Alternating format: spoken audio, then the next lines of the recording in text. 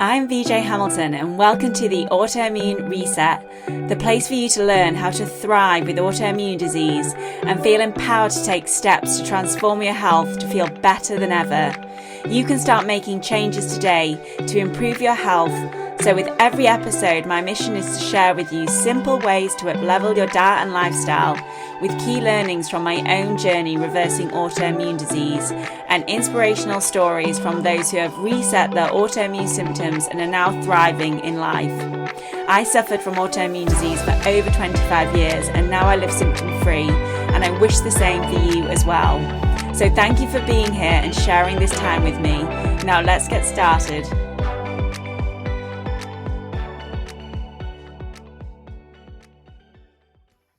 Hello and welcome back to the Autoimmune RESET Podcast. I'm your host, VJ Hamilton. I'm a scientist, nutritionist and expert in autoimmune disease.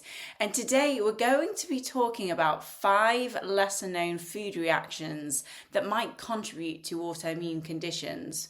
Because when we think about food triggers, we often focus on gluten or dairy or soy or maybe even eggs. But the reality is there are these compounds that we find in foods like oxalates, histamines, salicylates, sulphur and lectins, and they can drive inflammation, they can disrupt your gut barrier, and they can even cause autoimmune flares. Now what's tricky about these sensitivities is they're often overlooked because we're normally thinking about these food sensitivities that we hear a lot about, as I said, like gluten and dairy, but you could be eating a whole food diet which is nutrient dense and you're still reacting to certain plant compounds or naturally occurring chemicals in those foods, and that's what I want to talk to you about today. So I'm going to be explaining some of the symptoms that relate to these food reactions, what they are, and I'm going to be talking a bit about the genetics as well, because when I'm working with clients with these types of food sensitivities, they will often run a genetic profile as well, and we'll find that they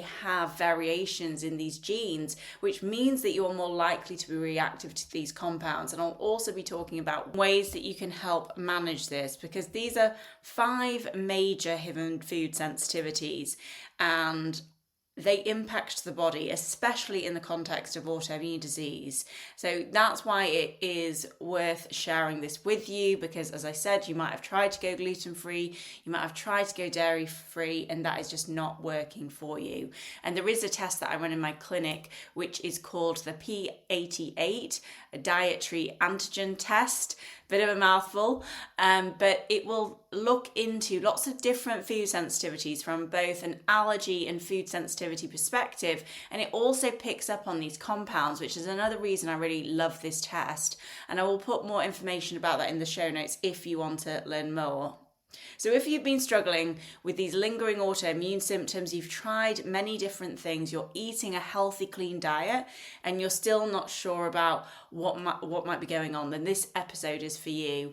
Now, before we get started, I wanted to tell you about a new program that I have called Thyroid Revival, which is specifically focused on people who have been diagnosed with hypothyroidism, or you might be experiencing signs of subclinical hypothyroidism, such as fatigue, dry skin, hair loss. In Thyroid Revival, it is a comprehensive program that is designed to help you identify and address the root cause of any thyroid dysfunction that you may have. One thing that makes Thyroid Revival different is that there is this element of personalization, because I love personalization. So instead of just doing a program which is a one-size-fits-all approach, you will have a protocol tailored to your specific needs, which will be focused on either your gut, liver, or adrenals. And why does that matter? Well, because when it comes to your thyroid health, it isn't just about your thyroid. If your gut isn't absorbing nutrients properly, your thyroid won't get the building blocks it needs to function. If your liver isn't converting T4 into active T3, you won't be able to use your thyroid hormones efficiently. And if your adrenals are overworked from chronic stress, they can suppress thyroid function, leaving you feeling exhausted and stuck in survival mode. So when you join Thyroid Revival, you will get instant access to some pre-work modules, so you can start making changes straight away. You will also get the protocols. Plus, we'll have a live session together. I would love you to be part of the program. If you've been struggling with fatigue, brain fog, stubborn weight gain, or autoimmune symptoms that are just not getting better, then this is a chance to take a targeted root cause approach to your thyroid health. If you want to ask any questions about the program, feel free to send me an email and I will put the link to that in the show notes. But let's get back to this episode about those 5 lesser known food reactions. And the first one I want to start with is oxalates. These are naturally occurring compounds that are found in plant foods like spinach, almonds, beetroot, and sweet potato. And as you can hear, these are very healthy foods, which again is why it causes so much confusion if you have an issue with oxalates.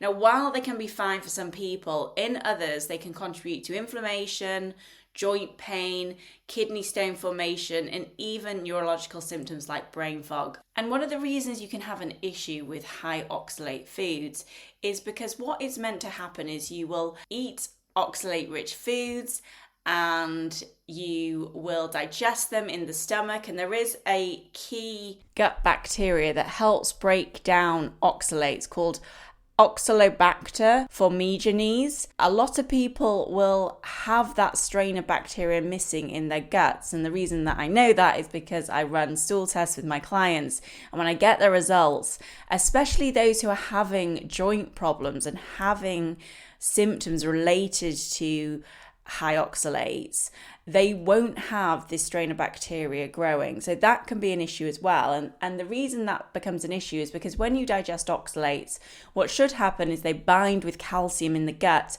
and then they are taken through the digestive process and eradicated from the body.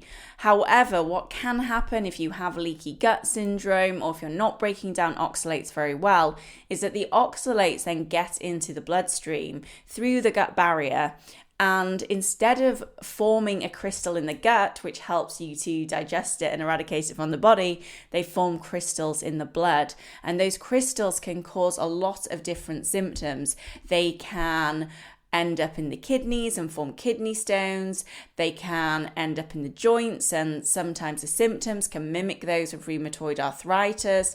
They can lead to bladder infections, and they're linked to interstitial cystitis. They can also impair mitochondrial function and lead to mitochondrial issues, which the mitochondria is the powerhouse of the cell. If you didn't listen to last week's episode, I talked a lot about why mitochondria is so important in chronic fatigue, but also in autoimmune conditions.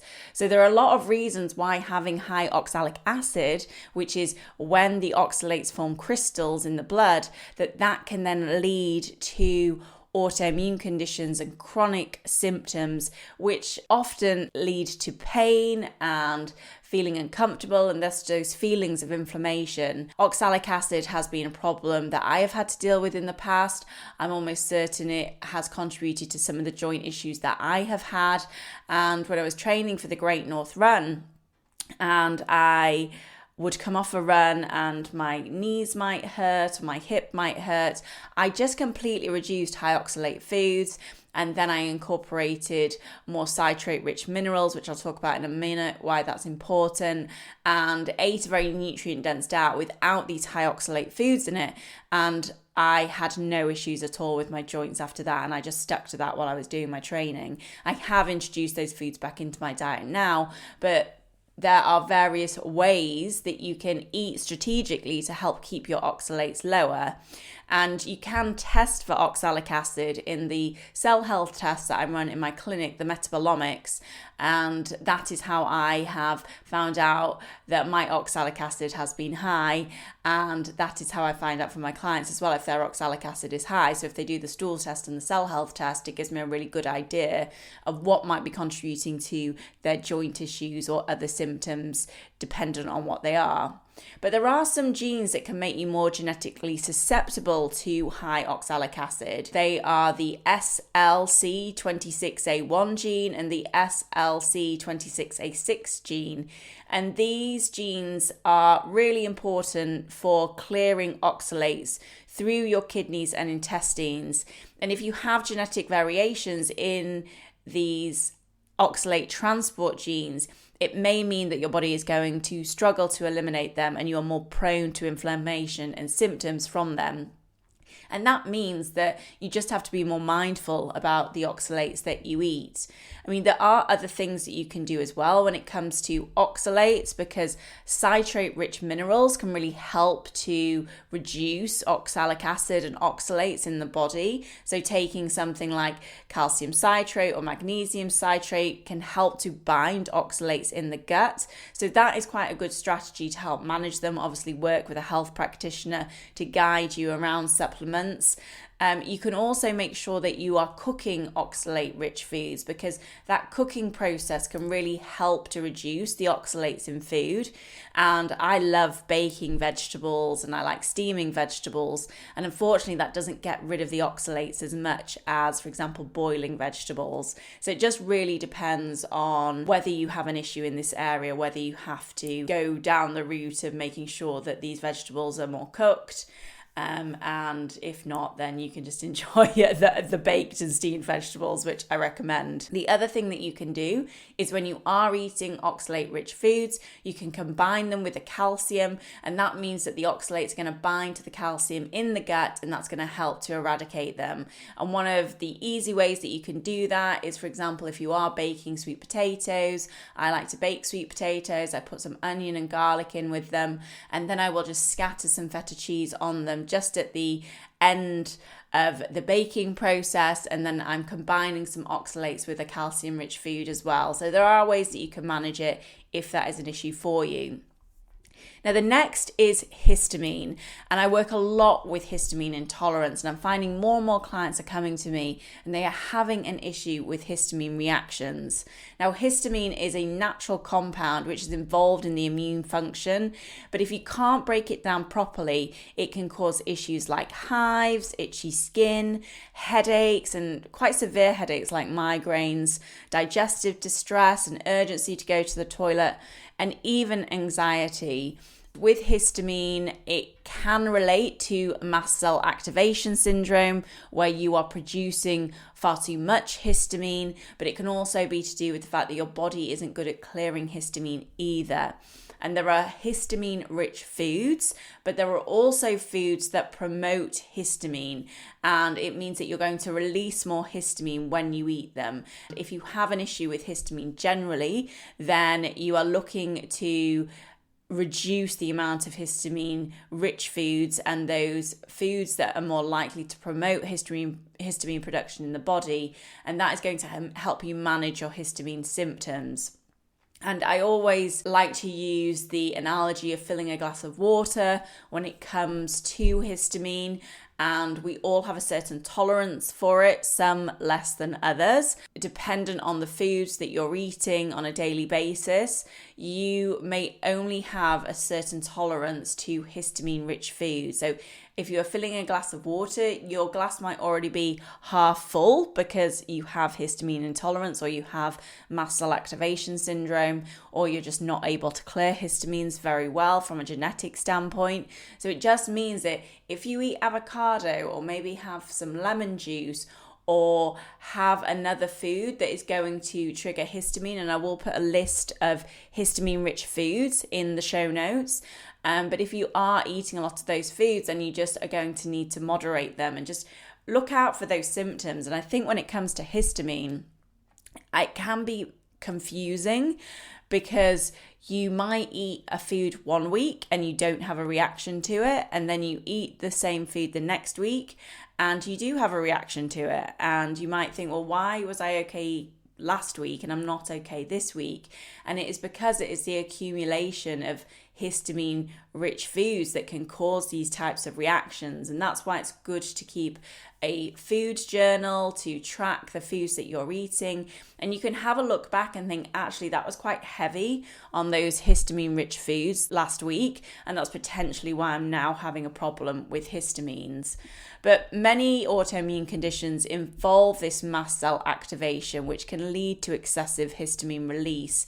And histamine can not only cause these symptoms, but they can lead to increased intestinal permeability. And we know that leaky gut syndrome is a risk factor in autoimmune disease, but they can also increase inflammation in the brain, and that can contribute to symptoms like dizziness, migraines, and even mood swings. So it is just worth looking out for these symptoms. And I've worked with many clients who have had migraines, and when we have got to the root of it, it has been linked to histamines. And I don't think it's talked about enough, the link between migraines and histamine intolerance. And I certainly saw this in myself as well, because when I was living in a flat which had a lot of mold growing in it, I was getting migraines regularly, and mold toxicity can also contribute to histamine intolerance and mast cell activation syndrome, and that can then have this knock-on effect in the body, which can then lead to migraines. When it comes to genetic considerations of histamine intolerance or issues with histamine-rich foods, there is a gene called the DAO gene, and it controls an enzyme, and it's called diamine oxidase. And diamine oxidase is the enzyme that helps to break down histamine. So if you have a genetic mutation in this gene, it means that your body is not going to be as good at breaking down the histamine, and that means that you are more likely to have histamine intolerance and an issue with histamine-rich foods. There's also a gene called the HNMT gene, and that plays a role in how histamine is metabolized in the liver. And if you have a variation in that gene, you may also have an issue with histamine intolerance. I really like the genetic test that a company called LifeCode does around histamine intolerance. And when I suspect this in my clients, I will recommend that they do that test, because it's going to give me that insight into which pathway do we need to support the most from a nutrient perspective when it comes to their histamine issues. And I actually see histamine issues a lot with alopecia areata, and there is a link between alopecia areata and histamine intolerance. So if I see other symptoms related to histamine intolerance, like skin issues, wheezing, sinus problems, then that is certainly an area that I'm going to focus on the most when I'm working with my clients who have hair loss. Now, I've already mentioned some of the high histamine foods, but unfortunately those healthy fermented foods that are always promoted to us as healthy and they're going to improve our gut health. Unfortunately, if you have an issue with histamines and you start including more histamine-rich foods like sauerkraut and kimchi and kefir, then you could be doing more harm than good.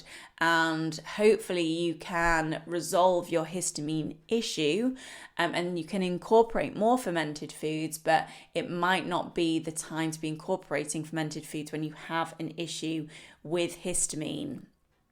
Some of the nutrients which are really key for breaking down histamine are quercetin, vitamin C, and you can get the DAO enzyme if that is a problem for you. So you can actually get that as a supplement. So if you are eating histamine-rich foods, then you can take the enzyme, which is going to help to break it down. And I have had clients who have taken that supplement and they've noticed a huge difference by doing that. In addition, making sure that your gut health is as optimal as possible is really going to help, because the DAO is actually produced in the intestinal lining. So if your gut is inflamed, then your ability to clear histamine will also be impaired. So you have to think about all these different factors. So it's not that you have a food sensitivity to histamine, it's just that high histamine foods could be causing your symptoms for these other reasons. And that's why when it comes to autoimmune health, we can end up feeling so frustrated because it just feels so overwhelming. I understand that, but once you start knowing what the issue is for yourself, like I did when I was going for my runs and I noticed that my knees were aching, I knew straight away that oxalates had been an issue for me. So I knew to think about that and change my diet. And if I do have any niggling symptoms, I always think about, well, what's been an issue for me in the past? What do I need to change and focus on in order to make sure that I don't go back into a flare? And that's why I want everybody with autoimmune disease to be, because we can't cure these conditions, but what we can do is make sure that we're not going back into a flare. And by understanding your body and understanding what is at the root of your issues and what your body is more susceptible to, that is the way that we can manage these. And I'm sure with the way the world is going, with AI and with this, personalization, when it comes to your gut health and your genetics, this is really going to be key. And it's about you understanding your body more. And that's why I love combining all these factors when I'm working with my clients, because it just gives me so much insight into what's going to work for them and what's going to help them with their autoimmune conditions in the long run. And sometimes it can be a pretty quick fix within a couple of months. And then other times it takes longer, dependent on the complexities, dependent on the number of genetic variations that they have, dependent on where their gut health currently is, dependent on, any toxicity in their body. And that's what we have to work with. And it does sound overwhelming, but it's just taking it a step at a time. And for example, if oxalates or if histamine is one of your issues and you work on that for the next month or so, you will hopefully start to see improvements. And that's that one step that's you've taken in improving your health. And then you can think about the next step after that if you need to. Now, another food sensitivity that often comes up is salicylates. And these are natural plant chemicals found in many fruits, vegetables, teas, and herbs.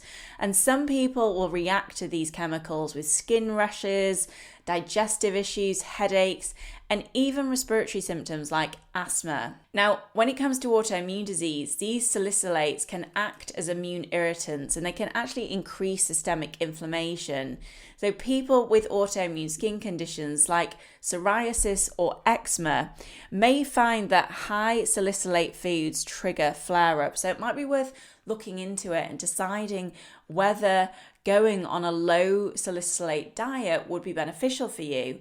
And again, the thing about salicylates is they are found in some of the really healthy foods. They're found in things like berries, tomatoes, almonds, and herbs like turmeric and mint. I mean, how often do we hear about these foods as being anti-inflammatory? But if you have a specific issue with them, then it might mean that eating a low salicylate diet is going to be better for you, and you can get those antioxidants and nutrients in other ways. Now, again, there is a gene that is linked to detoxifying salicylates called the NAT2 gene. And if you are detoxifying salicylates more slowly than the next person due to this genetic variation, then you are going to tend to react to them more.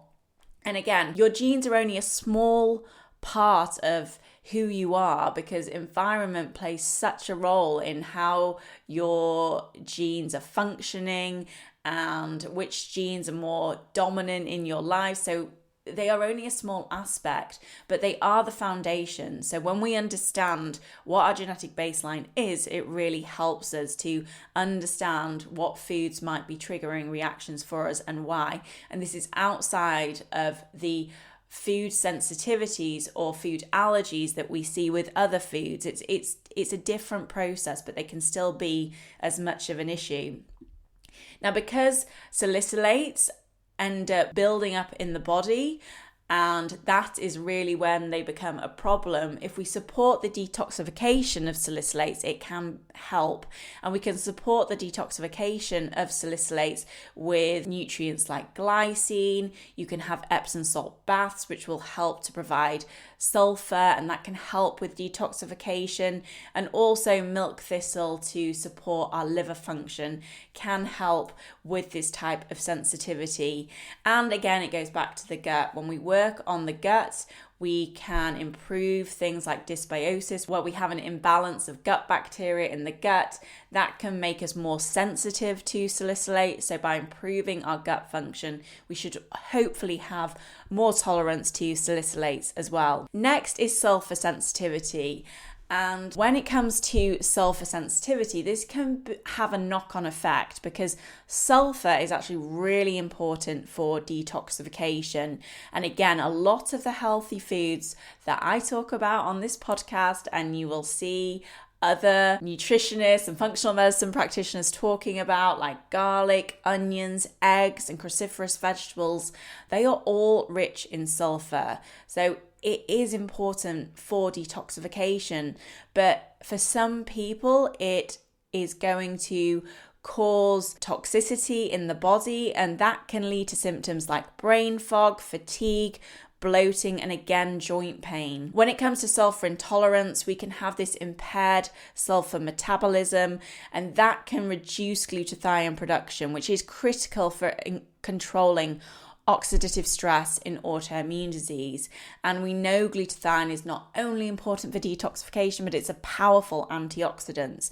And if that production is affected, then that is going to affect our overall health and our immune health as well. It can also cause excess hydrogen sulfide gas, and that can contribute to gut issues like SIBO and bloating. So again, when I'm working with clients and they have bloating and we're not sure what is contributing to it, I'm going to be thinking about sulfur. People with rheumatoid arthritis or lupus may experience more joint pain when consuming high sulfur foods. So that's just one to be thinking about. And again, there is a gene called the CBS gene, and it plays a role in sulfur metabolism. And mutations in this gene can cause sulfur to build up, and that increases toxicity in the body, putting a lot of burden on the liver and detox pathways. So what can you do if you have an issue with sulfur-rich foods? Well, of course, you can limit high sulfur foods temporarily and then reintroduce gradually. I was working with a client who had a sulfur sensitivity, and they even noticed having a sensitivity when they were having an Epsom salt baths, because that can be magnesium sulfate. You can also get magnesium chloride, but it is just worth pointing out that if you've noticed a reaction after having an Epsom salt baths, then it might be the sulfur. In addition, you can support the detox pathway, which is important for this CBS gene, with vitamin B12 and taurine and molybdenum. These are all important to support that detox pathway. And often if I'm working with a client who is struggling with sulfur intolerance and has a variation in the CBS gene, then we will use molybdenum instead to support detox. And then again, we will be addressing gut imbalances, because gut bacteria also play a role in sulfur metabolism. So if you have an issue in your gut, it means that you're more likely to have an issue with sulfur detox as well. And finally, let's touch on lectins, because there's a lot of discussion around the impacts of lectins when it comes to autoimmune conditions. And lectins are proteins that are found in legumes, nightshades, and grains that can irritate the gut lining and drive autoimmune flares. Lectins are part of a plant's natural defense system, helping to protect against pests and pathogens. But in the human body, they can bind to the gut lining and trigger inflammation, increase intestinal permeability, which we know as leaky gut syndrome. So you do have to be mindful about lectins if you have an autoimmune condition, a compromised gut barrier, or a genetic predisposition that affects your digestion, because as I said, lectins can stimulate an overreactive immune response in the gut, and they can also interfere with nutrient absorption, leading to deficiencies that further stress the immune system. And people with conditions like rheumatoid arthritis, Hashimoto's, and Crohn's disease can be particularly sensitive to lectins, as they can exacerbate joint pain, fatigue, and digestive distress. So where are lectins found? So some of the most common sources are legumes like beans, lentils, chickpeas, and peanuts, which are all very high in lectins. We have the nightshade vegetables like tomatoes, potatoes, aubergines, and peppers. And they can be particularly inflammatory for those with autoimmune conditions. And again, it's just keeping a food journal and seeing if you're reacting to those types of foods. Grains contain lectins like wheat, barley, quinoa, rice, and oats. You also have the wheat-based lectins, and gluten is one of those. And then certain dairy products, particularly those from grain-fed cows, may contain lectins as well, if the animal consumed a lot of high lectin grains. And lastly, nuts and seeds, so cashews and sunflower seeds, are among the higher lectin varieties. So there is a lot of different foods that contain lectins. It's one of the reasons that these types of foods are not included in the autoimmune paleo protocol. And that is because you just are more likely to react to these types of foods if you have an autoimmune condition. Now, I have been diagnosed with 2 autoimmune conditions. I've had chronic fatigue syndrome and I'm now symptom-free, and I do eat these foods. So it doesn't mean that you have to exclude them all. It just means that for some people, dependent on your gut health and your genetic susceptibility and where your health currently is at and what your stress levels are like and whether you have exposure to environmental toxins, that is going to impact whether you are going to react to these different types of foods. So what can you do? Well, when it comes to lectins, cooking methods like soaking, fermenting, and pressure cooking can really help to reduce the lectin content in foods like beans and lentils, and that makes them easier to tolerate.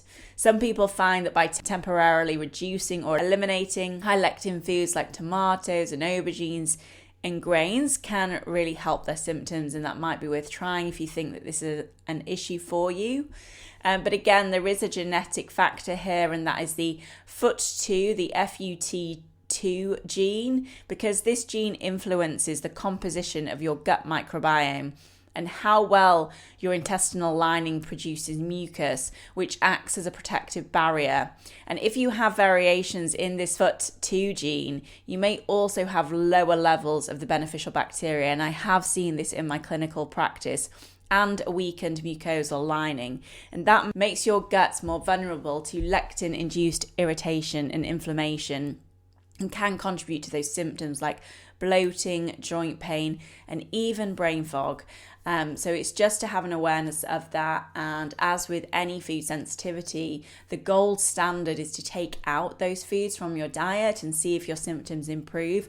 And I would always recommend doing that with a health practitioner, because as you can see, there is a lot of complexities to these different foods and food groups, and you would be taking out a lot of these foods from the diet. So you need to make sure that you are replacing the nutrients that you are eliminating through other means, and that could be through other foods or through supplements. Another way that you can assess this for yourself is to do a food reactivity test, and as I said, the one that I recommend is the P88 dietary antigen test, and that not only looks into your sensitivities and your allergies, it also looks at a response called complement, which is a part of the immune system which intensifies a reaction to a food.